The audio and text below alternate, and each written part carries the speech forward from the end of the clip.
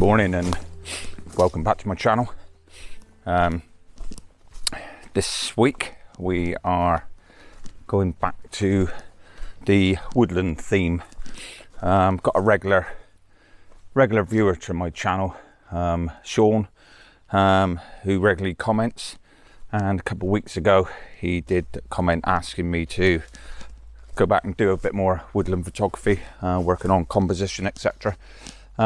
So this week's video is based around that. So I've come back up to the Quantock Hills, up to an area which is got some real thick, busy woodlands. So I'm just going to use that to explain my process, not necessarily the right process, but my process regarding woodland photography and composition. So let's go for a walk and see what catches our eye.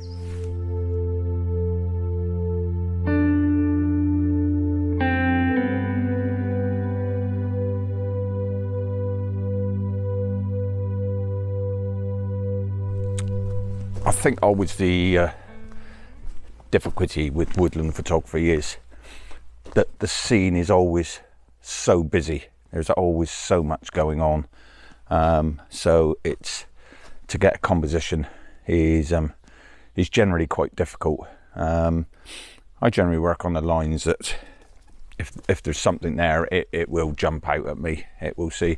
Definitely, I think the more woodland photography you do, the more you will see things, the better you will get at composing shots.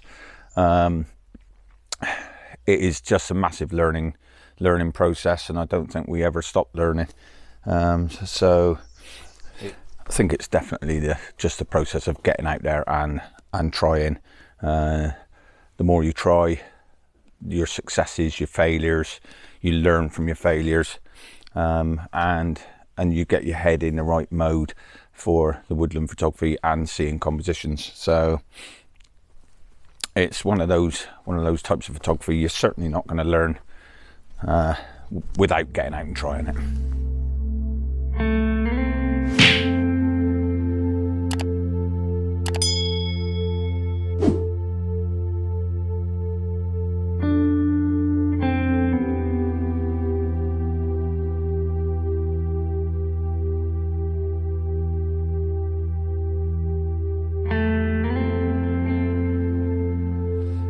Generally though, you are just basically trying to make sense out of chaos. All the busyness of the trees and everything that's around you. You need to have a specific subject, specific focus.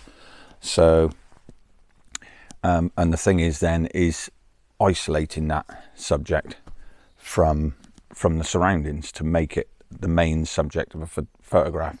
Hence the reason woodland photography, the best conditions are when it's misty and foggy, because that helps to isolate subjects, because of the mist softens the background, so therefore you can make your foreground subject a lot more prominent. But misty conditions are few and far between, unfortunately, where I am. So you've got to make the best of what you've got. So that way you have to be a bit more particular about your composition and bring out and make sure that your viewer is seeing the subject that you want them to see. So hope this is making sense, and in a minute we'll get some compositions and we'll talk you through it.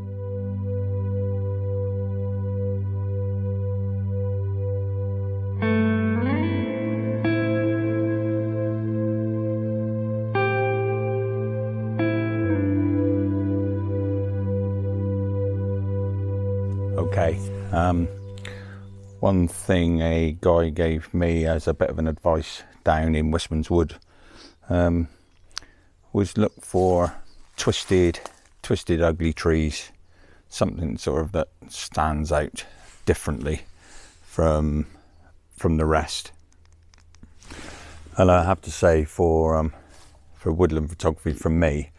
That was probably one of the best bit of advice that I was given, just to look for the ugliest, twisted, gnarliest tree that you can find, and then choose that as your main subject, and compose your shot around it.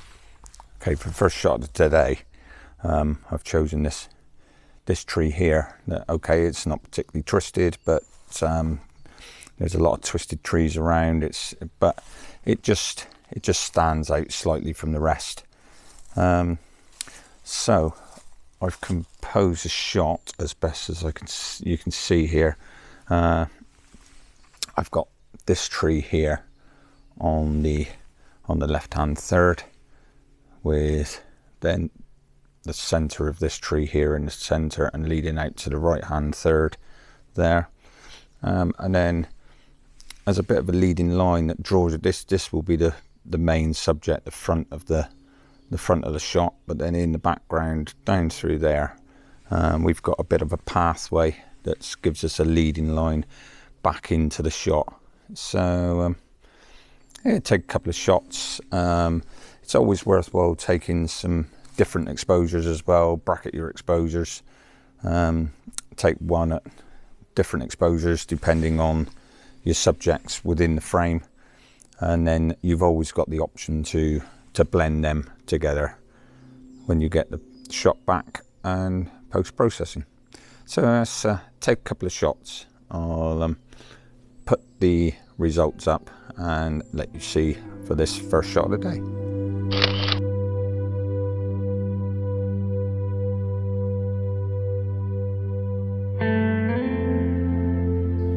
On the first look of that shot in the back of the camera, one thing that is just throwing me is the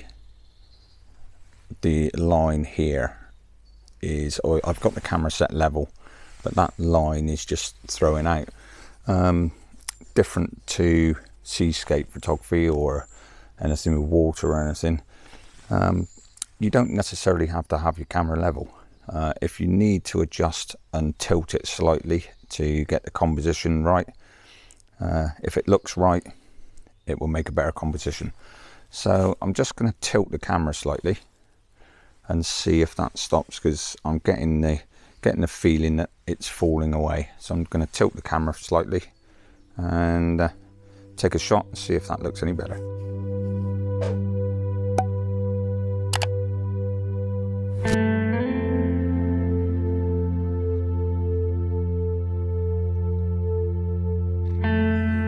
Okay, as you can see, I've got the camera tilted to put the top third guideline to almost make that far green bank falling away level. Obviously, because the trees are so twisted, it doesn't throw out and look too odd with the trees. So I'm going to take a couple of shots of that, and then when I get back in post-processing, I'll see which one looks the best. But don't be afraid to change your angle.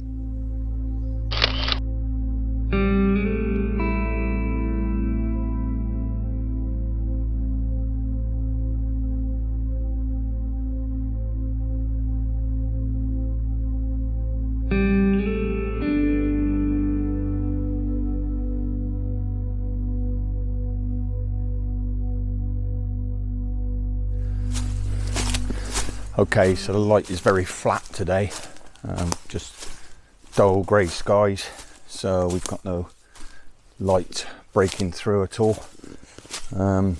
So got nothing been highlighted or illuminated, no chance of any light rays or anything. So we're basically looking for shapes, like I said, twisted trees, leading lines, anything that will isolate your subject from the surroundings.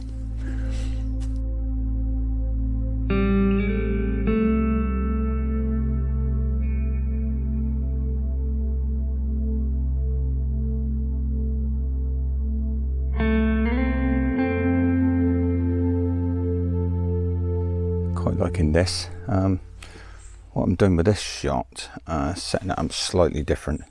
I'm using this vent tree here. So what I've done is using that tree to frame this side of the image, and then I've got this pathway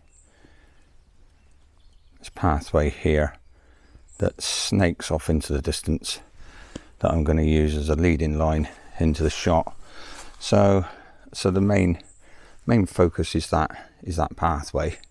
Like I said, I'm using this tree here to frame that side of the shot, and then we've got a couple of dark trees over there as well that just hold together that side of the image. So it's looking quite nice in camera. Currently shooting, I'm going to f8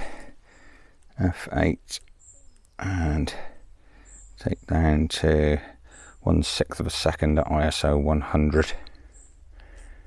So take a shot, focused, third of the way into the image, looking up into this sort of general area, and I'll probably just take one as well, focusing on that tree.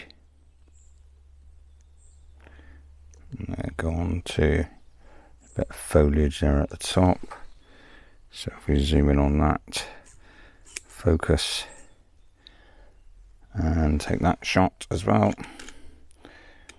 and then I can use that to blend in if need be. So yeah, quite liking the look of that one. I did have an old branch that was in the way in here that was very distracting, so to the shot, so I have just pulled that one around out the way.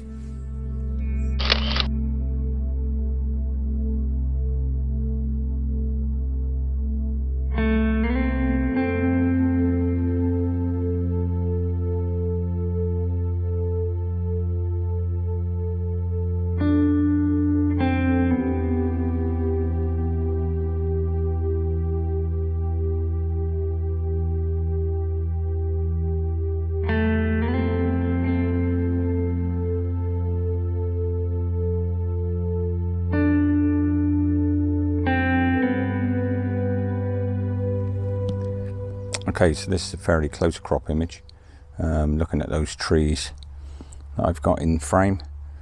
I've just taken the exposure down on the camera so it shows up on this vlogging camera better. It's not overexposing. But what I'm doing is looking at those straight trees, but then the one that's catching my eye is the one that's bent in here.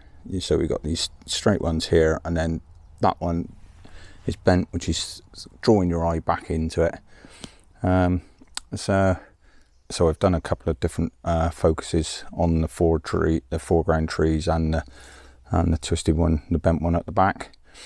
Light-wise, when I process, I'm going to need to dial down the light behind and make sure that the trees are your main focus point.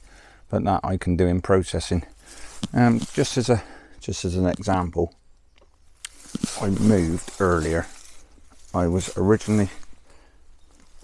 first set the camera up there on that view, but literally by moving 18 inches to the left gave me a far better separation in the different trees, giving a better image. Yeah, bit minimalist, slightly different than what we've been doing, but just gives you some ideas. So shooting at f8, ISO 100, 1/20th of a second again.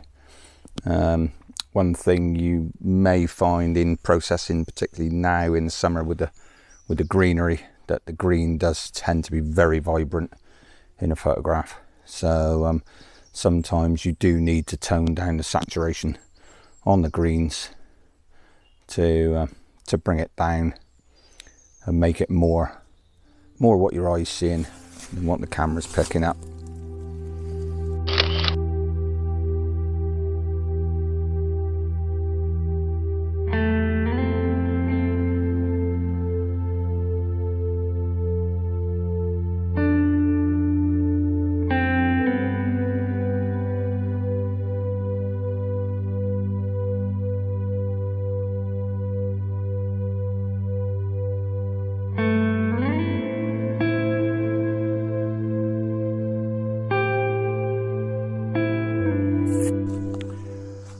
As you can see, absolute chaos.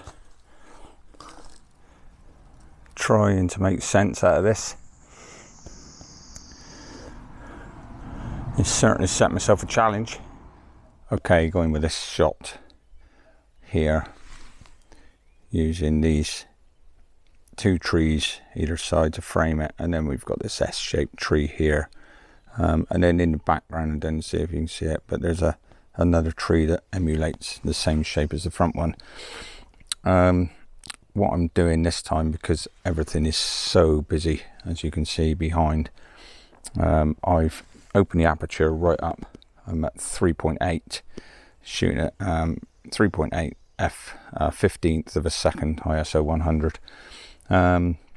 By opening the aperture right up, I'm narrowing my depth of field, which is, and then I'm focusing on these trees in front, but because I've got such a wide aperture and narrowing the depth of field, it's obviously making the trees behind a little bit softer, which isolates the foreground from the back a little bit.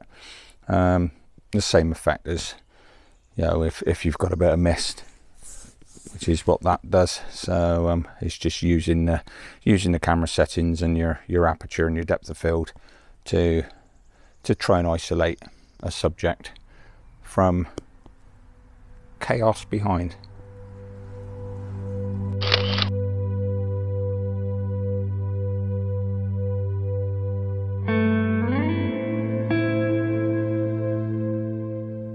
We're going to call it a day now. So just to recap, with Woodland Photography, it's all about trying to make sense out of chaos. It's not easy, sometimes it works, sometimes it doesn't. Conditions can make a massive difference as to how good your image is, but obviously we can't rely on conditions. Sometimes we've got to make the best of what we've got. So like I say, really it's all about making sure the viewer's seeing the subject you're seeing, and making that subject the part of the photo that you want to be seen. So look for shapes, things that stand out to you, and if they're standing out to you, they will stand out to whoever's viewing your images. So hope you've enjoyed it. I'm gonna walk on a bit further, may get some more shots. I'll put a few extra ones up at the end if I have. So let's walk on a bit further. Okay, so thanks for watching this week's video. Hope you've enjoyed it. Bit more of an insight into woodland photography composition. Hope you've managed to get something from it. Like I say, I'm far from a experienced woodland photographer, but I can only pass on my feelings and my experience as I know at the moment. Like I say, we're all learning all the time. So if you're enjoying my channel and you like what you're seeing, please hit the subscription button and the notification bell to keep up with latest content. Give the video a thumbs up, that would be much appreciated, because it really does help my channel. And also drop a comment down below. Thanks to Sean for regularly commenting again. It's always nice to get feedback. So to everybody, thanks again for watching. Hope to see you next time. Take it easy.